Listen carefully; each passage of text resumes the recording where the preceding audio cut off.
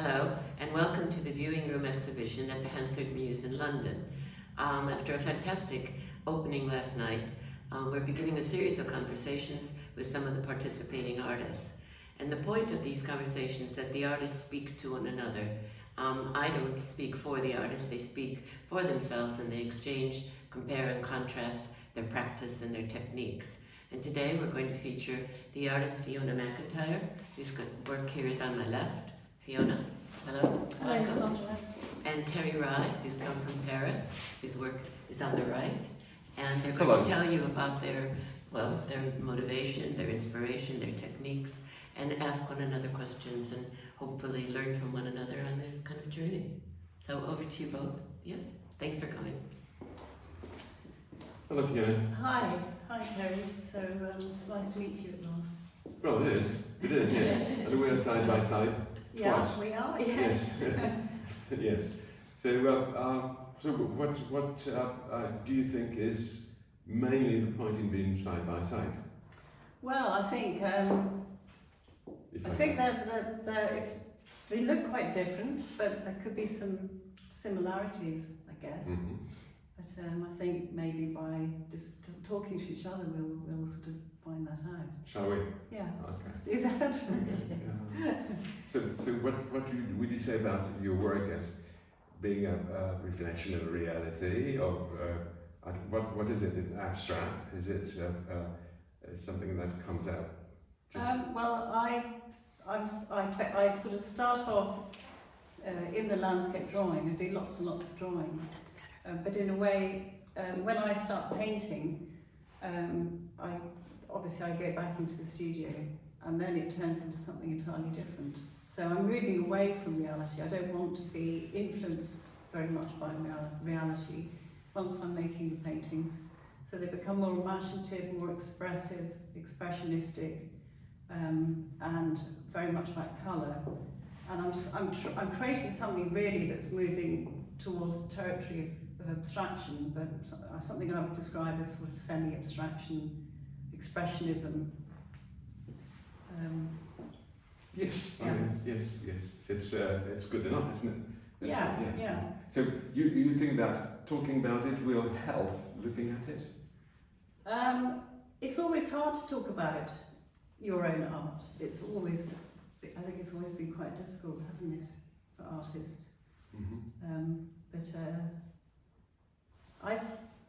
I see painting as being quite linked to poetry.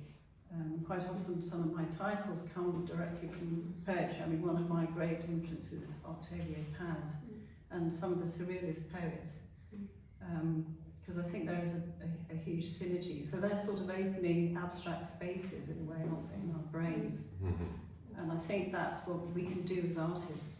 So, I mean, that's what interests me about your work as well, because it's, it's sort of what one thinks are recognisable symbols, but they're quite abstract really, aren't they? And I'm interested to know more about them.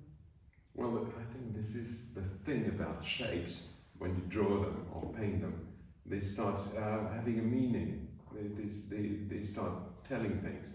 So it's a bit difficult to talk about abstraction when you, in fact, look for the meaning to come out of the background. So what I saw in your painting is more of the memory of something you've seen and that you bring up with your painting. What happens with this kind of work is, at first, you try to forget about reality, because what you want is to be ready to see something new.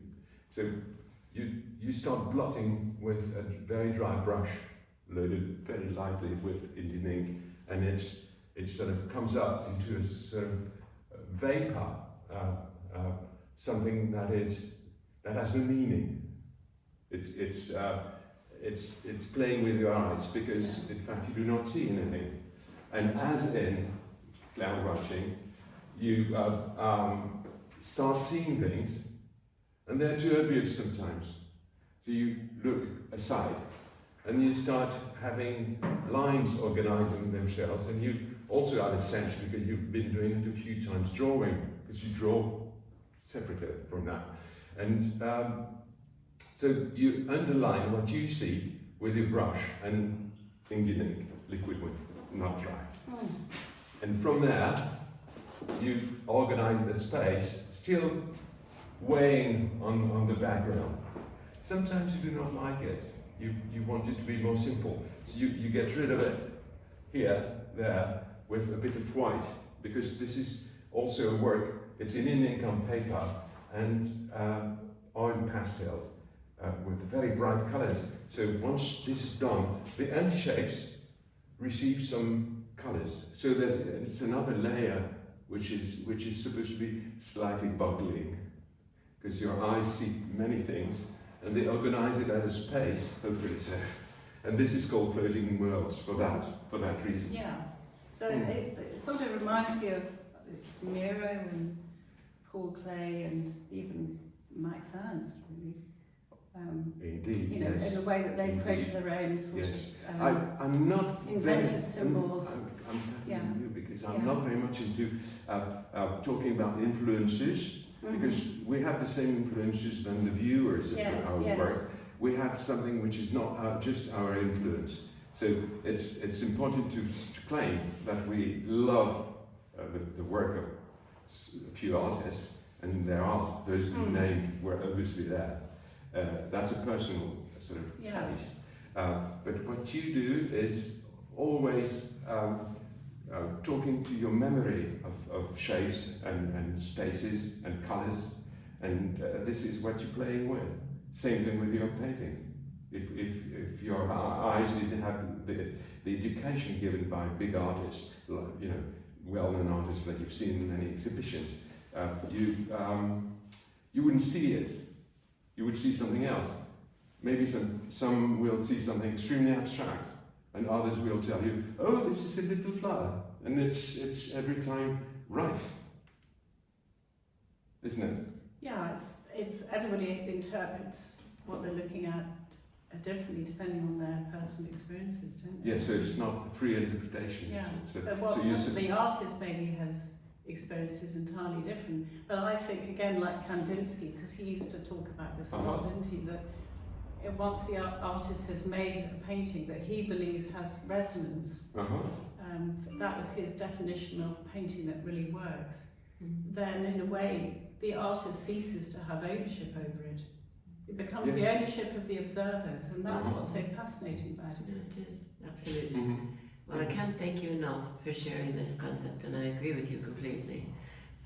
It no longer is your work; it becomes the work of the viewer, doesn't it? And everyone expresses their own opinion. Art is completely subjective. And so, do you feel when you finish a work? My last question: are you pleased with it? Do you know when to stop? Because so many times artists don't know when to stop. So, are you pleased with it? Are you pleased with these works? Yeah, I am actually very pleased having seen them now. I think they look quite different, hanging on the wall and properly lit and beautifully framed. And competing with one another And in a way. competing with one another, but not. But I don't think they detract. No, they do stand side by side. Yes, honestly. that's right. Yes. Yeah. Well, that's great, and thank you very much for sharing your techniques and your practices. And I hope you've enjoyed the experience of exhibiting at the Viewing Room show. Very much so. You know, safe journey home. Thank you. As well. Thanks you, for Sandra. doing such a great job curating the show. Thank you so much. That's Okay. very good. Thank you very much. Ciao.